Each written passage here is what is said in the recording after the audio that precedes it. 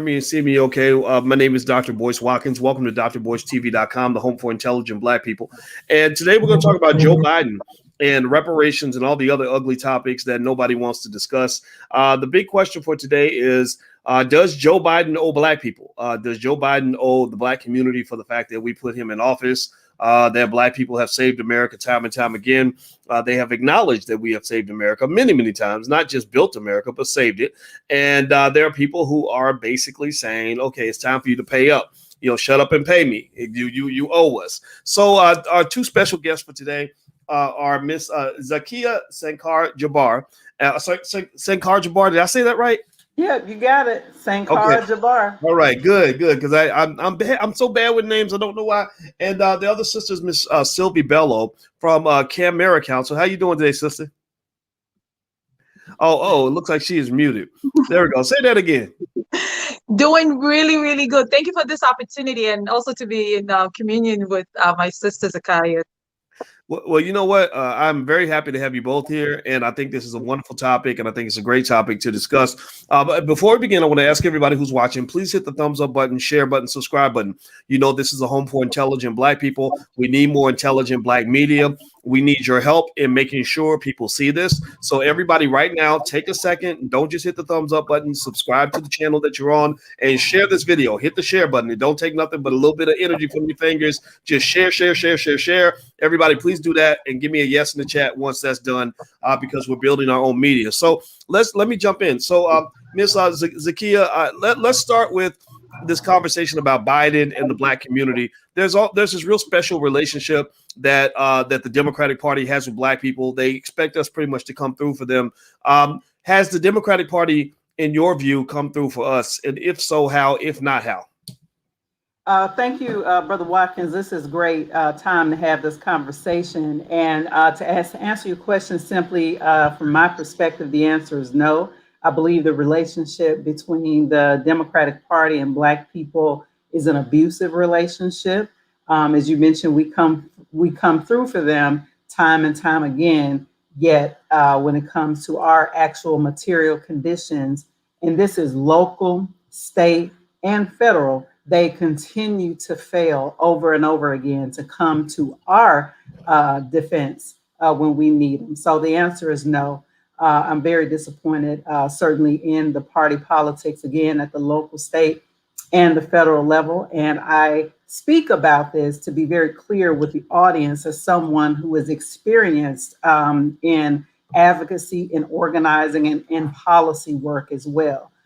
So this is not something I'm just saying from, as they say, from the couch or whatever. This is from actual work and lived experience. Okay, so Miss Bello, I'm going to go to you, and I know that you are from Cameroon. Is that correct? Okay. It looks like she's muted. There we go. You're on mute, sis. There we go. I unmuted her. You're in. You're in. So okay. You're from Cameroon. That's correct. That's right. Cameroon, West Central Africa. Okay. And so, and I know that there's a lot of contention right now in terms of people having, foundational Black American movements and things like that. And I personally feel like sometimes if you're not careful, that rhetoric can be divisive, because I think that there's a lot of power in Africa that we can tap into, and that there are people in Africa who are rooting for us to get reparations. So can you describe your position on this and why you've chosen to make your voice heard on the issue of reparations for Black Americans? So that's a great question, right? So I'm just going to start by saying that we have shared ancestors. In Cameroon, our ancestors were stolen from the shores of Bimbia in Limbe and sold to the Americas, right? And my last name, Bello, has been in our family for generations. It's my father's name, and it was his father's before his. And so while some of our ancestors were stolen and sold outside of Cameroon, some of our shared ancestors were enslaved on the continent. There is a reason why when you go to what is known as the Blacksonian, right, the National Museum of African American History in Washington, D.C., they say the Portuguese were the worst trade slavers, right? Slave traders, I'm sorry. And so the Portuguese enslaved my ancestors, stripped off us of our names, and gave us their name. That's why my name is Bello, and I was born and raised in Cameroon.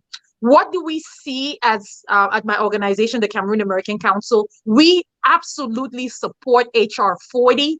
You know, we know that the only reason why, as an African immigrant right now, we're able to be here is because, you know, African Americans, fought for this, right? Right after the Civil War and right after the Civil Rights Movement, right, in the 60s, you know, they fought for immigration, right? The current immigration bill, the way it is right now, is because of what happened right after the Civil Rights Movement, right? We were able to get an immigration act that was open to people like Obama's father, right? And subsequently to people like my family who came here right after. So we have no issues with reparation for African Americans whose ancestors were enslaved in the United States. We completely and have always supported that. Well, you know, and I think that's important because I know that there's, I see everything in terms of what people are saying about this, and I think that there's a sentiment of Zakia that sometimes that Black Americans who are descendants of slaves get pushed to the back of the bus. They behind everybody, behind white folks, and then they open up immigration doors and they say, well, everybody come in, just don't associate with the Black people, just stay away from them. Right. And I think there are some people who feel offended by that. And they sort of, I think the frustration, it sounds to me, is one that says, we want to be considered first. We're stepping up first to vote. We're stepping up first to build. We're stepping up first to defend the country. We're stepping up first to support every institution you have, from your educational institutions to your political parties to your corporations. Support us. So why do you think that message is falling on deaf ears when it comes to Joe Biden, Kamala Harris, and the Democratic Party? Why do you think that they've consistently literally not even said the word reparations? Like, I haven't heard, give me a yes or no in the chat, everybody, if you've ever heard Kamala Harris or Joe Biden even say the word reparations. Zakia, why do you think they're running away from that topic? They're running away from that topic simply because it is not in the interest of the people who control wealth creation, the people who control money, global wealth. It is just not in their interest. However, when we see people like Kamala, certainly, and Joe Biden, there is a support for an immigration bill, right? I understand that there are people organizing in the immigration space who still think that the current proposal is not enough because it takes, I guess, 10 years for somebody to become a citizen or whatever. I'll be honest with you, I have not followed that very much because, I'm not an immigrant. I'm a descendant of Africans enslaved in the United States. I certainly empathize with any oppressed people. But I will say that as far as reparations is concerned, it has never been in the interest of the global wealth and market makers for them to pay back and make whole the descendants of enslaved Africans, and certainly not just for slavery or enslavement, but we also have to consider redlining. We also have to consider mass incarceration. We also have to consider all of the policies and practices that colluded and worked together to keep African Americans as a bottom caste, because that is exactly what we are. When you look at economics, when you look at education, when you look at anything socially and politically, African Americans are at the bottom. And I would say in some spaces we share that with indigenous people, Native Americans. Well, one of the things that's really interesting to me is that it seems to me that if you have a group that's consistently at the bottom, and exactly what was done to that group, and the fact that the politicians really haven't directly addressed that, or they've addressed it in very slick, self-serving sorts of ways, right? It really does become a slap in the face, and it makes me wonder, why do we keep falling for this? What is it that makes us feel this desire to serve someone who hates us? And I don't understand it. It's real interesting. It's almost a type of post-traumatic slave disorder, maybe a Stockholm syndrome, or just literally a flat-out mental illness. Like, you got to be mentally ill to keep coming through for somebody who hates you. I don't know. Well, I described it as abuse. Keep in mind, it's like an abusive relationship. There are women and men who continue to stay in marriages and relationships with the other person who was abusive. I mean, so that's how I view it, because I don't know how else to view it. Like, there's not. I mean, I guess you can argue there's a benefit. Some people would argue that there's a benefit for voting for Democrats when it comes to certain things. But when I look at the material conditions specifically of Black people, I usually question that. Now, certainly voting for Democrats is good if you are an immigrant in this country. Clearly, Trump went right at that, right? Trump went right at a number of different immigrant communities. So I can understand why they would vote for a Democrat, seriously.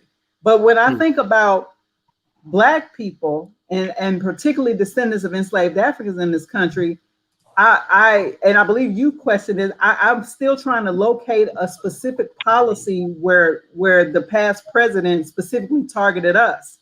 I know that in his appointment of judges and things like that, we'll see the ramifications of that in the years to come.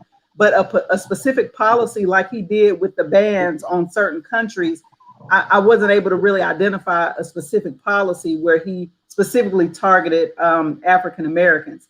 So when I think about Democrats, however, and again, we all live in cities, or we all live in municipalities somewhere in this country. And most of us live in cities that are run and controlled by Democrats and run and controlled by the Democratic Party. But when you look at our communities, there's disinvestment, there's closed hospitals, there's closed schools. This was before the pandemic. I'm speaking about before the pandemic, right? There's closed everything, grocery stores. I lived in West Dayton, Ohio before moving to the DC region. And I can tell you that the deindustrialization that happened, they made sure that Black folks felt it the worst. They did everything in their power to help working class white people in places like Ohio.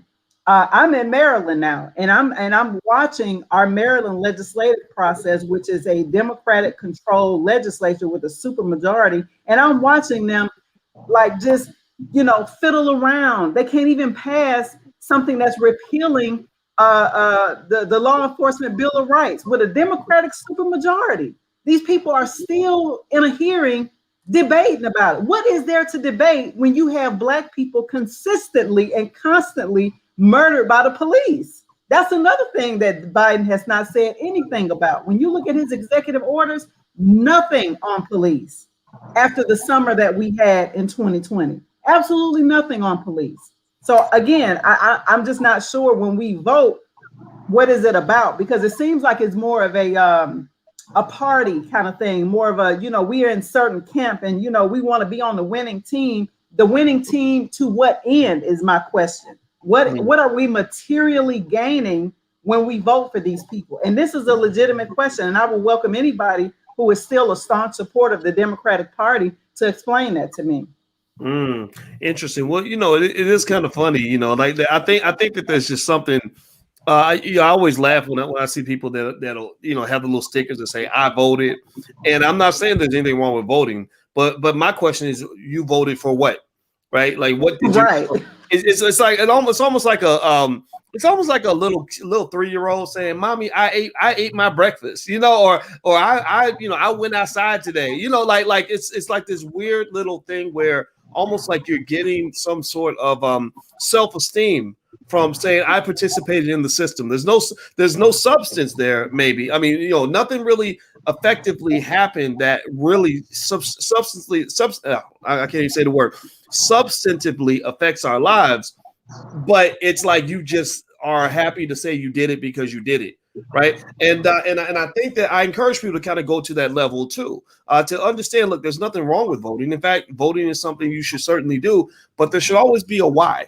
Like if you think about it, almost anything you do in your life, there should be a why.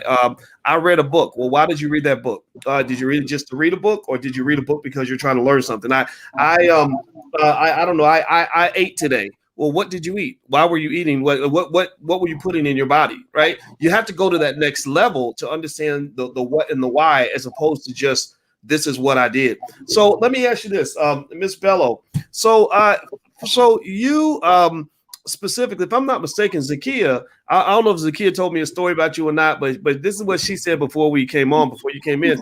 She said that you even though you're from Cameroon, that you actually are making it clear that you believe they should do something on reparations before they pass an immigration bill. Is that accurate, or Absolutely.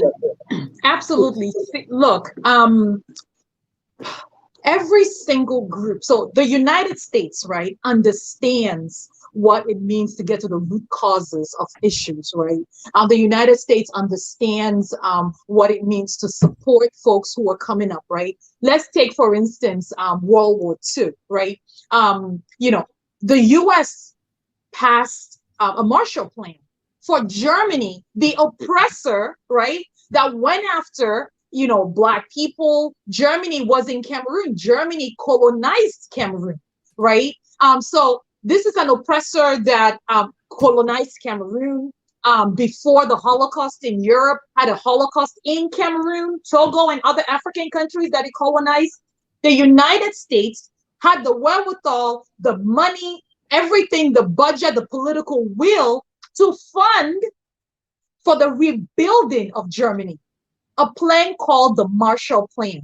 I'm not even going to talk about what they did for the oppressed people out of the Holocaust, right? So my work takes me to 30 states, right? Including my sister's state of Ohio, right? I can tell you this, in every single state that I work in, I find Jewish museums, right?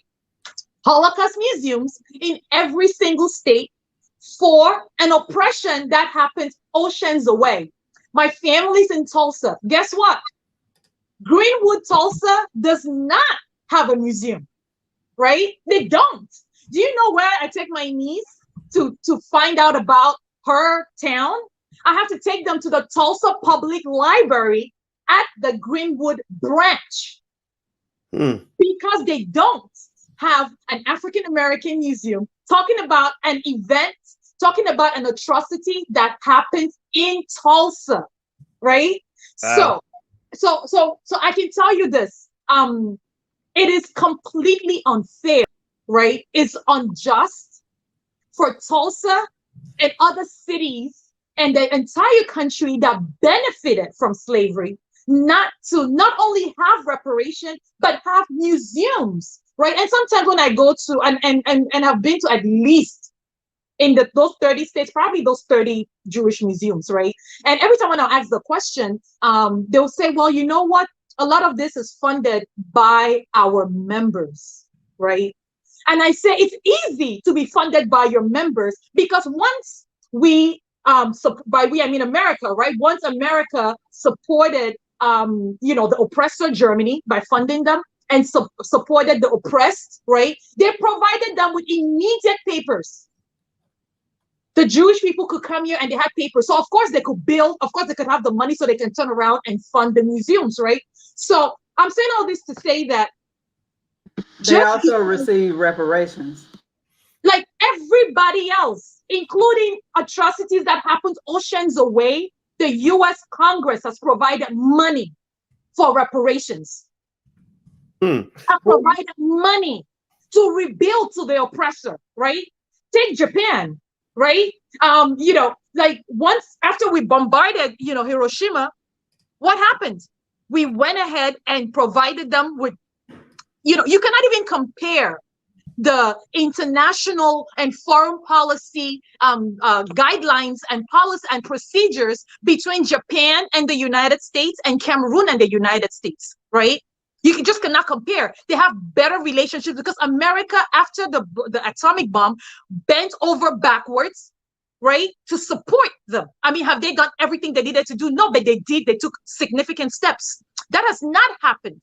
So, to your question, what has the US done for Black people, right? And specifically Biden. So I just want to say this, Dr. Watkins, this year, 2021, if as Black people all around, right, if we don't hold Biden accountable, we may not get another opportunity. And I'm saying this as an immigrant leader. Next year will make me 20 years serving my Cameroonian community, 10 years running the Cameroon American Council, right? If we do not get on Biden, we will never, ever have another candidate who is in power because Black women especially put him there. We're just not going to have that anymore. I can tell you that right now. We're just never going to have a candidate where we can pinpoint and said, had it not been for Jim Clyburn, you will not even have won a primary. This man was losing every single primary until he got to South Carolina. Okay. And remember, Obama got a big boost from South Carolina too. I remember that. Like Iowa gave him a little nudge, but South Carolina was when he started. Yeah. Absolutely. Michelle Obama is from South Carolina. Her people came from South Carolina and migrated to Chicago. So, I mean, you know, you can understand that. But Biden, right, and that's one.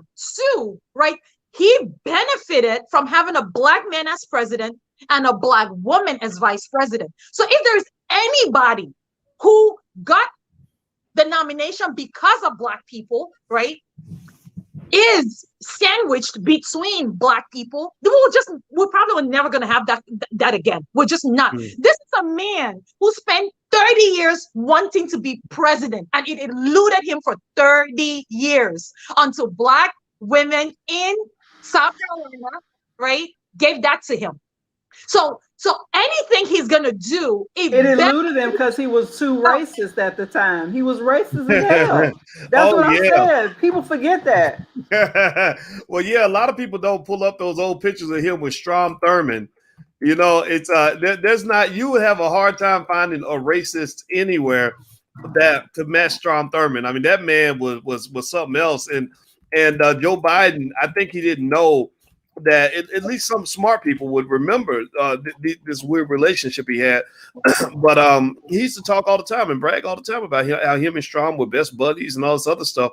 And I just find that real interesting. It's really a miracle that people don't remember that. Let me show you guys. If you Google search Joe Biden and Strom Thurmond, you see a lot of pictures. I mean, those two guys were real cozy.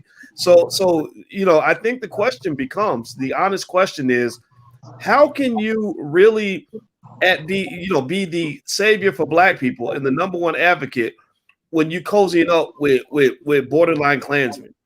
We allowed the Democratic Party to rebrand this mug. And I'm gonna be honest with you, Trump gonna be rebranded too. It ain't gonna be for about 5 or 10 years, and he's gonna be totally rebranded. America rebrands is racist. We sit up here and celebrate the so-called founding fathers. Hello. Come on. I mean, this is nothing new. They rebrand white supremacy all the time. Trump gonna be rebranded too. The history books that our great-great-great-grandchildren will read will talk about how wonderful Trump was. Believe that. Seriously. I don't get this. I don't know. A lot of us don't seem to be very clear about what our position is. I'm sure that there are other people who will say, no, we're very clear. We were voting for ourselves, because I see a lot of articles, about people saying, we were voting for ourselves to vote against Trump. Okay. Now what? Seriously. Well, I can tell you what though. Okay. Now, right? Biden has a racial czar. We can hold her accountable. Ambassador Susan Rice, right? This is a woman who comes from foreign policy. She used to be the Africa undersecretary. So she used to be the UN ambassador. She does not have any domestic policy agenda. So she's looking for things she's looking for victories, right? It is quite unfortunate that this woman, this is the woman, his race czar is the woman who threatened Snoop Dogg in a tweet. Yeah, I remember that. On Twitter. Yeah, but And that's his racial I czar? wouldn't say that makes her necessarily bad. That to me, that just means she don't like Snoop Dogg.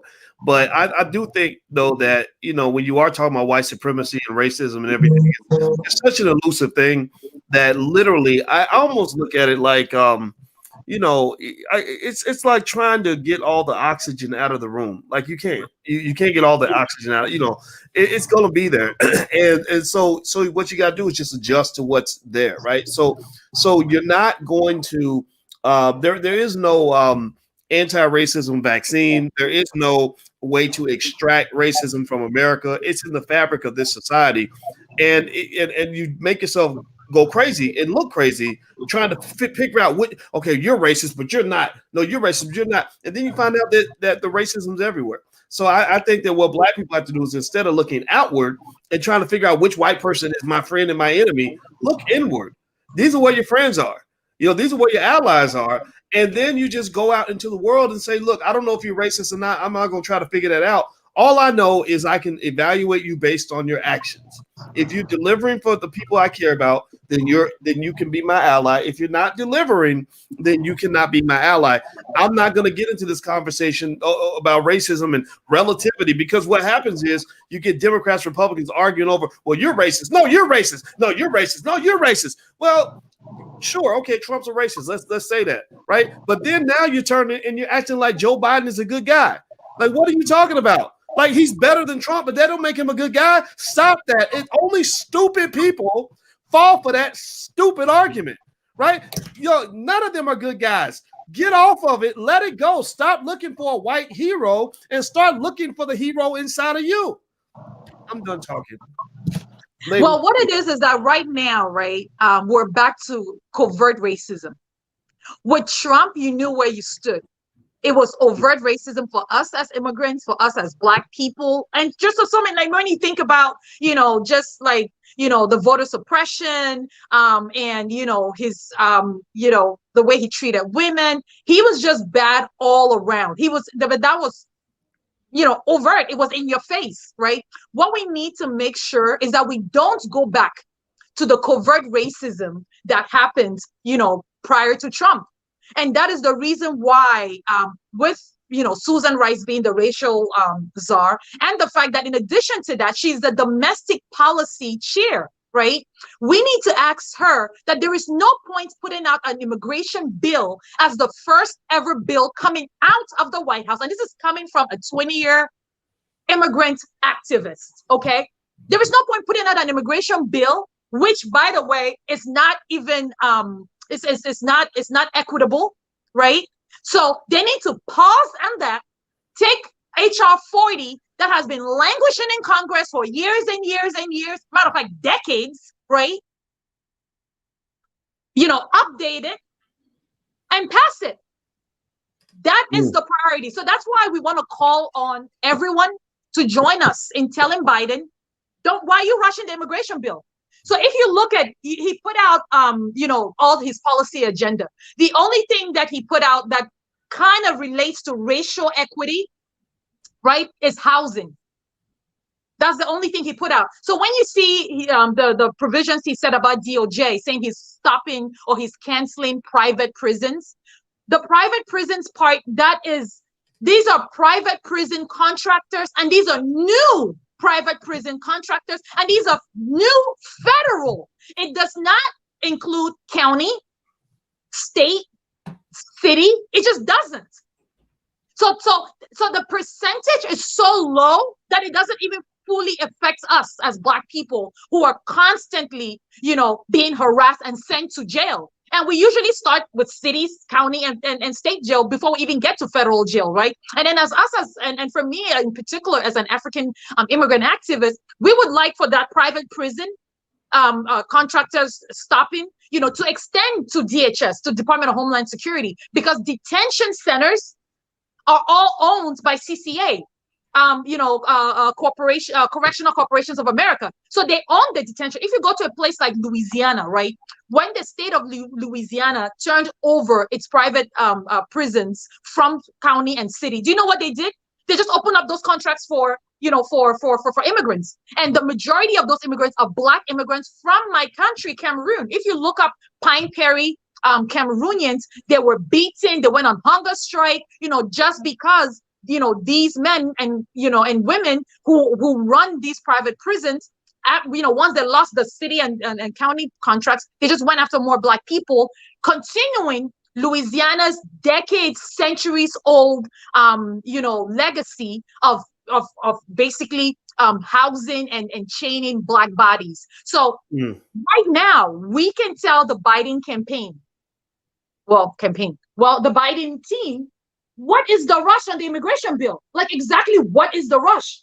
First of all, it's not even equitable.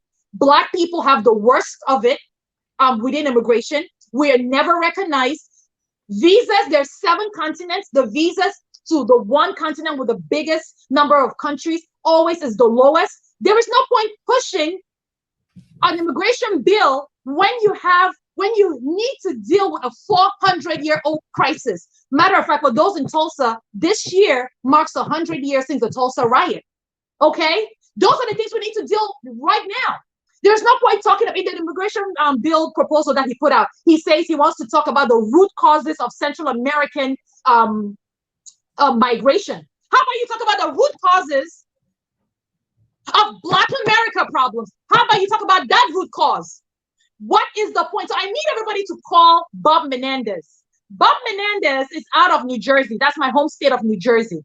Bob Menendez is leading this immigration bill.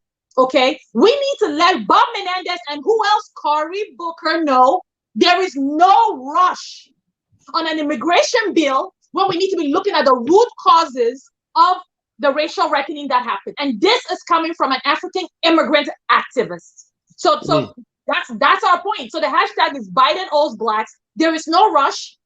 Go back to the drawing board, redo it. The HR 40 bill is done. It's been done. Right? So many, I'm sure, you can talk about all kinds of, economists and everyone else that have put out, what reparations should look like, how it should look like. There's so many bills out there that could be used. There is no point rushing on an immigration bill that is not even equitable. There's no point. So Biden owes Black. He needs to start there. The first bill that comes out of this White House needs to recognize who gave him that 30-year quest for the presidency. All right. Well, I love that. I love it too. Excellent words, Ms. Bello. And I want to share that hashtag with everybody. It's Biden owes Blacks. There you go. It's right there on the screen. So everybody type that in the chat right now. Type Biden owes Blacks. If you agree with the philosophy, type Biden owes Blacks in there. Start using the hashtag on Twitter, Instagram, Facebook, YouTube, everywhere that you go. Use that hashtag because right now, and I'm gonna take this to you, Zakia, and then I'll let each of you kind of share your final thoughts. But so it seems to me that actually there is more reparations talk as of late. I think I saw, because you know how it is. People don't pay attention till white people start talking about it for whatever reason. And I saw something in the Washington Post that was saying that people are starting to really use that word reparations a lot. We've been using it for years. People in our space, with you and I, we've been talking about this kind of thing for a while. But now, I guess the whatever white man in charge decided, or white people in charge decided that it could be used in media. Now it's being discussed. What are the next steps? And you mentioned HR 40. What does that look like? I mean, I'm gonna tell you the truth. I'm not real excited about HR 40 yet. I think it's important. Don't get me wrong, but I see it like, oh, you're going to form a commission to study. So how long are you going to be studying? What, about another 15 years? But I get it, right? I get it. The legislation's slow. What are you seeing right now in terms of where we are and where we're going in terms of possibilities to really get this thing through? Zakia, can you hear me? Okay. Can you hear me now? Yes, I sure can. Yeah, so I mean, HR 40 actually has a hearing next week, right? And HR 40 is the study that would have a commission that is made up of, probably folks like, Sandy Darity out of Duke University, Derek Hamilton. These are Black stratification economists who understand disparity, who understand the legacy of enslavement. So I trust both of their scholarship, and it will probably be made up of others as well. But I do think the economist approach is going to be a very important one, because conservatives and people on the right wing, their first thing is that they're going to tell us how unaffordable it is. It makes no sense, right? It's going to run up the deficit. But we saw these people find money out of nowhere during the COVID crisis last year. How many trillions? I believe it was 4 trillion that they handed over real quick to keep the economy going in this country, and handed over to corporations. So the issue of the money, we can't allow that to be an excuse. I'm to the point where I think there needs to be a number on the table at this point. Like, we really need to be talking about like actual, how is it going to roll out, instead of just the study. Because you're right. Anytime it comes to Black people, we want to study things to death. Let me tell you something. These people have been studying us since we got off the ships. They have. There's all kinds of studies. They know exactly what is owed, in my opinion, right? So I do think that we need to move beyond HR 40 and get right down to it, because as I stated on this program before, we are entering in a new economy. We are currently evolving in the economy, right? I've talked about this whole idea of the fourth industrial revolution that's currently happening. I've talked about the entire idea about resetting the economy that comes directly out of the World Economic Forum and people like Klaus Schwab. So when I say the four IR, right, I'm talking about robotics. I'm talking about artificial intelligence. I'm talking about automation. There is California and Arizona right now are piloting autonomous driving cars, right? Elon Musk, Tesla, is leading that charge. Tesla has a couple of year leap on any other electric vehicle to do autonomous driving cars. So Tesla will be the forerunner when it comes to that. I encourage people to really understand the monetary system globally. You have to understand what's happening with the money, which is why I believe that reparations is imperative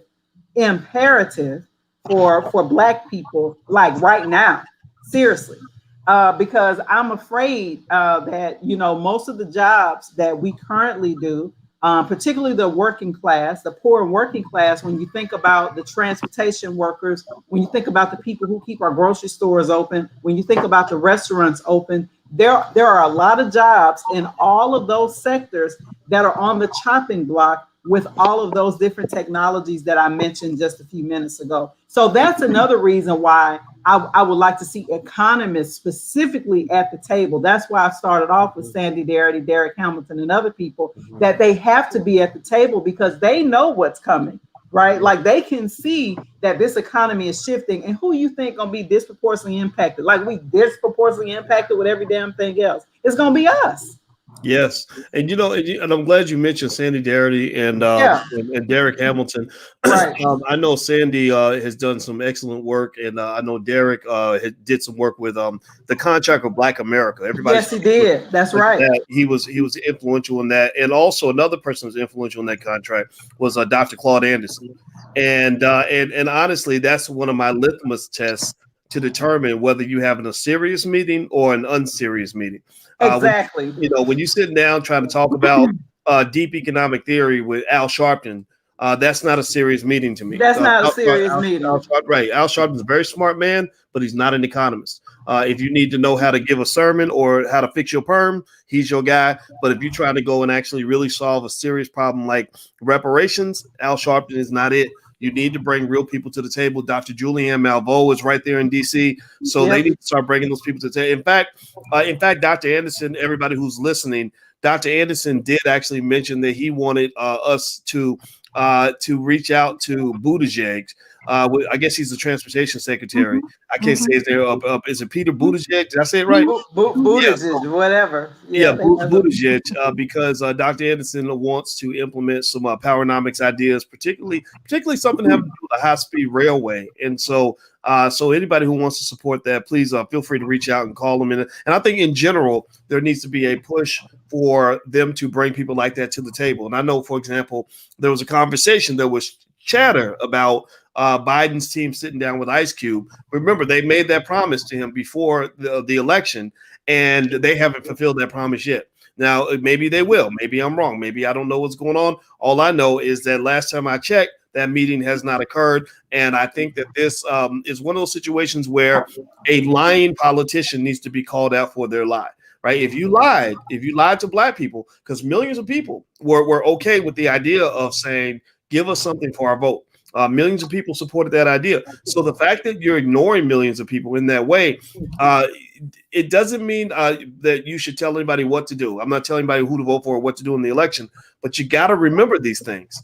You cannot have such a short memory because they're going to come back very soon asking for your votes again, and they're going to do the same tactic. They're going to try to scare you or tell you that if you don't vote, then all hell's going to break loose, the world's going to fall apart, you're all going to die. Like they do this. This is the tactic. Fear is a strong motivator, particularly with descendants of slaves, because Black folks just scare easy because we have a lot to be afraid of sometimes, right? So, but you can't let that control you. So let me ask you, so Miss Bello, if you could you give us kind of a parting thought, and then I'll give you an opportunity as well. Give us a parting thought that we can walk away with that's going to make us stronger, better, and Blacker. And also, I want everybody to know I'm speaking with Sylvie Bello. Sylvie is from the Camerica Council. You should follow Camera Council.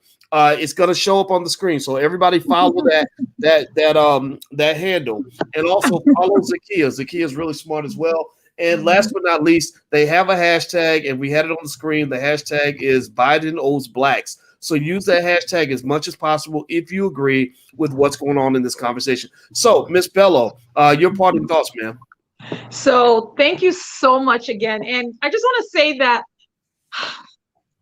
Black in America is going to, it's now more diverse. It's not as monolithic as it was when Obama's father came here in the 60s. And quite frankly, the only way to grow the pool of Black people is immigration. Okay. When you think about Black immigrants like Stokely Carmichael, right? Kwame Ture, when you think about Black immigrants like Harry Belafonte, who, were part of the funding of the civil rights movement. And this message is actually for, my comrades in the Reparation Now movement who may think like, Black immigrants don't really fit in. We don't all have to benefit from a certain policy to support it, right? When you work on issues of, let's say, Black Girls Run, for instance, right? Black Girls Run, they're gonna be on our panel and for another show that we're doing. Black Girls Run is not because they don't care about biking. Right. It's not because they don't care about Black boys who run. Right. But they're very focused on Black Girls Run. And it means, all of us need to support it. So having Black immigrants that support reparation now is very, very possible. I am an example. And I just mentioned other examples of other Black immigrants that were very much part of the movement, right, of the civil rights movement, and that supported it with their money, with their time, with their intelligence. And also, I just want to say that 1 in 5 Black babies has an immigrant parent or grandparent. So I just want to ask your viewers for them to look into their own lives, right, to look into their own communities, to look into their own sorority, fraternity. 1 in 5 Black babies born today has an immigrant parent or grandparent. Let us learn from the Puerto Ricans, right? Puerto Ricans knew that just because they're Latino and they've had 100 years of being United States citizen, if they do not fight for the Mexicans, if they do not fight for the Central Americans and the Brazilians, they will not have a congressional Hispanic caucus. If the only group they were depending on, right, for Latino rights was the small island of Puerto Rico, right? They just are not going to have the kinds of powers they have now. There is a reason why nearly half of the congressional delegation of Latinos are Puerto Ricans, but they knew that because they're a small island of Latin of Spanish speakers, that they needed other Latinos to expand the pool. So that's just what I want to put out there and say that Black immigrants being part of the African American community is a good thing, because it will make our Black agenda, as varied as it is, even stronger. It will make the Black narrative even stronger. And we cannot give Biden a break. There is no honeymoon. Biden understands what it means for Black people to vote for him. He knows that. There's a reason why the DNC chair is the former chair from South Carolina, right? He knows that. So now that we have a Black DNC chair from South Carolina, we have Biden, who is so fresh and should understand who got him there. Let's never make him forget it. Let's make sure he uses the word reparation. It needs to come out of his mouth. It's not enough that other white people, they were not on the ballot. It's not enough that other white people are talking about reparation. It's not enough that he has the wherewithal to think about the root causes of immigration and does not have the wherewithal to think about the root causes of racial disparity. He can do it. He should do it. Biden owes Blacks. Thank you. All right, Biden owes Blacks. There we go. Everybody put the hashtag in the chat. Biden owes Blacks. That's our hashtag for today. Hit the thumbs up button, hit the share button, hit the subscribe button. So, Miss Zakia, your parting thoughts, ma'am. Yeah, we have to have a call to action, right? Like, I appreciate this conversation, and I think it's a good conversation. And I would agree to an extent with our sister Sylvie in terms of Black people uniting. For me, I'm a Pan-African nationalist, Black nationalist, right? That's my identity. That's how I identify, as Black first, right? I see a lot of people put the B1 in the chat. That's it. But that also, and when we talk about Kwame Ture, let's be very clear. He didn't even use the language Black immigrant. He was clear. He was African, right? That's what he said. So these were Pan-African nationalists when you talk about Kwame Ture, and he understood the importance of Africa. As you know, he lived there for many years. So when I think about how we move forward, there's actually a hearing on HR 40 next week. I don't know if the audience knows that. There's literally a hearing on HR 40. And there are folks from Incobra who will be speaking at that hearing, and there's a list of other people as well. So this community needs to be tuned in. And I would say that you need to contact your congressman and say, just like our sister said, that there needs to be a reparations bill passed, maybe not just HR 40, but an actual reparations bill passed before we pass anything else, right? That has to happen. So there needs to be a call to action that everyone who is listening to this, if you are a resident of the United States, because I know we're in a global atmosphere, YouTube is global. If you live in the United States and you vote, you need to be contacting your federal representative. There are websites you can go to if you don't know who it is. And you need to also contact your senators, because there is an HR 40 companion bill that Senator Booker introduced. I'm not sure if it has been reintroduced this session yet, but there is a companion bill in the Senate. So you need to be contacting senators and your congressperson to support reparations for descendants of Africans enslaved in the United States, period. That has to be the call to action. And so I want to make sure people understand that HR 40 has a hearing next week. And furthermore, we need to just make sure we're holding elected officials accountable, period. If we're going to get out here and vote, and we're going to get excited about showing the I vote stickers, and maybe this is not the right audience to sell this to, but we need to be holding these people accountable, at least have an agenda, right? Which is why I supported Ice Cube, was one of the few people who actually had an agenda that he wanted to present to the candidates before we just tell Black people to go out there and vote. We're very clear that the Democratic Party has hired operatives that look like us, who are organized to get money from the Democratic Party to usher us up like sheep to vote. But I will say that our brother Ice Cube was not one of those people, and which is one of the reasons why, even with everything that was missing from the contract with Black America, it was a start. At least it was a beginning of what we should be talking about with a presidential candidate who is looking to have Black votes to win. In many cities, in many states, and even federally, Democrats cannot win without Black people. They just can't. And I would agree finally with what Sister Sylvie said earlier. This last election is probably, if not the last, next to the last election that we will have the kind of power, the kind of voting power that we will have, because the immigration bill actually will give citizenship to 11 million people. Mm-hmm. And we need to be very clear about that, which is one of the reasons I was very upset with the Black operatives who got paid by the Democratic Party to usher us to the polls to vote, that they did not negotiate on the behalf of the people, right? Especially around economics. We should have made sure that Black people got something for their vote. Damn. You know, and now we're in a position where we're having this conversation now. He already in office, right? He really don't even have to listen to us if he don't want to, because he's already in office. You usually negotiate before, not after. It's common sense. That's it, y'all.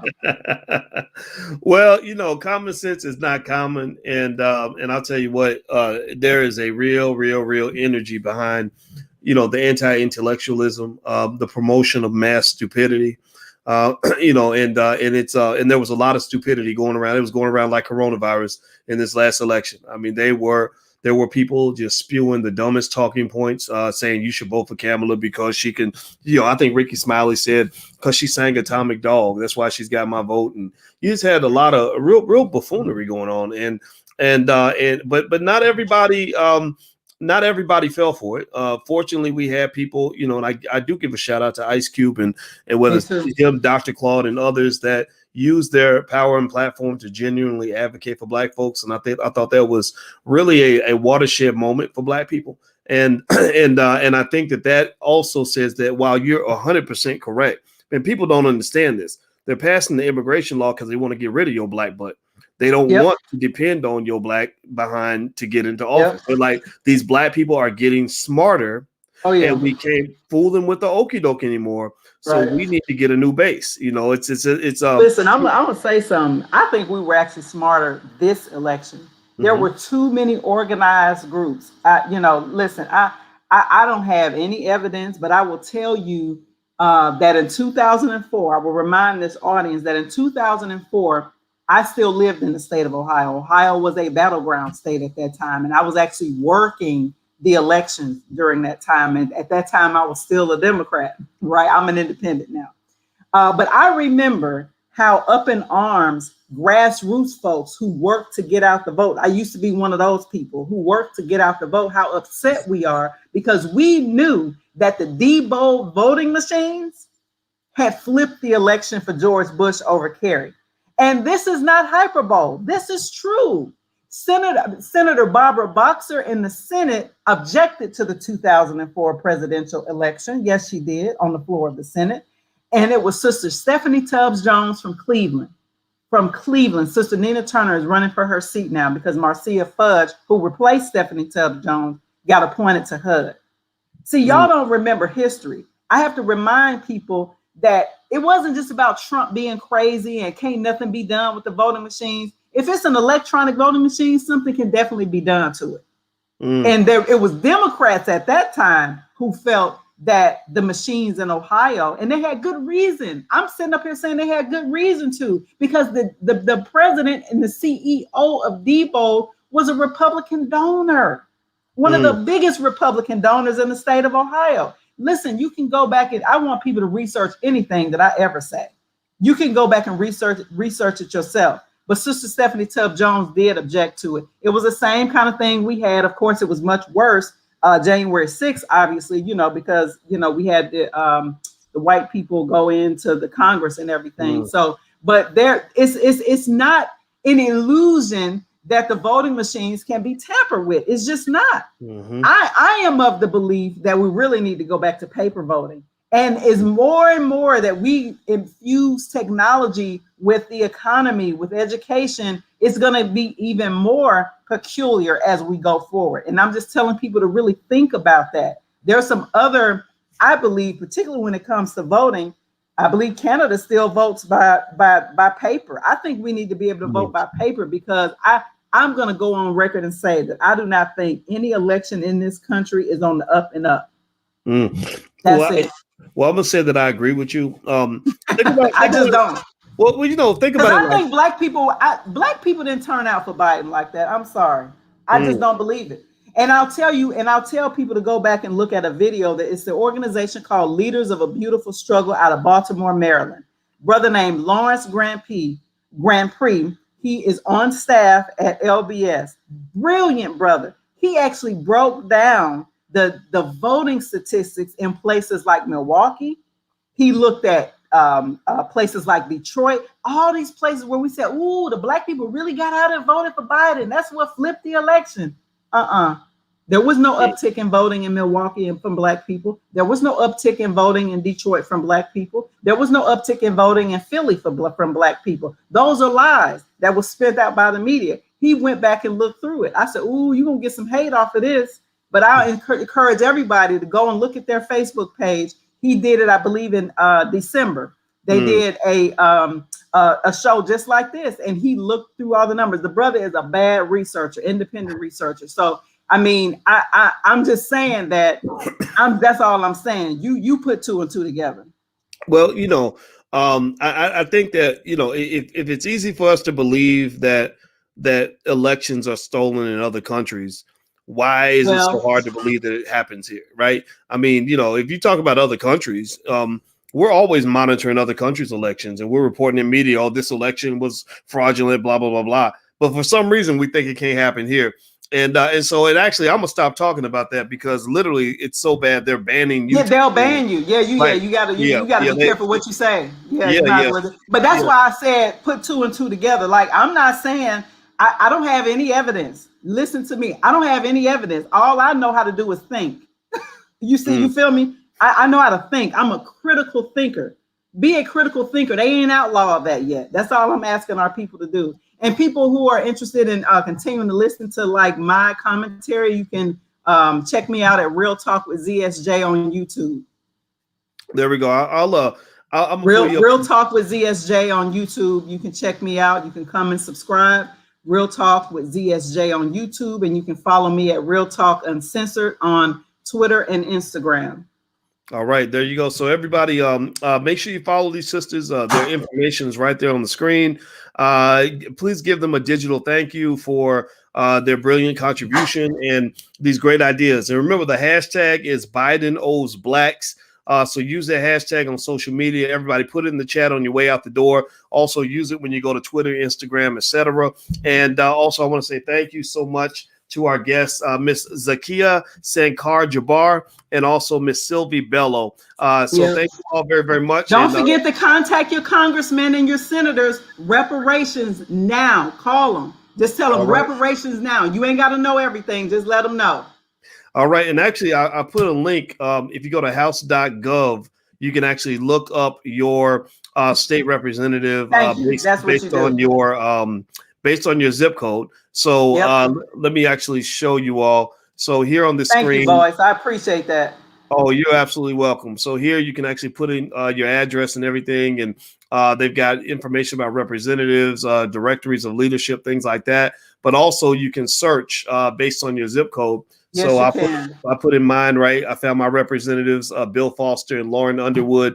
So they're gonna hear from me and my family. So right. Make sure, so everybody, let's get involved. Let's do our thing. Let's do our part. And God bless you. And thank you again, ladies. It has been wonderful. Take care, brother. All right. Peace. Have a good night, everybody. Bye bye. You too. Bye bye.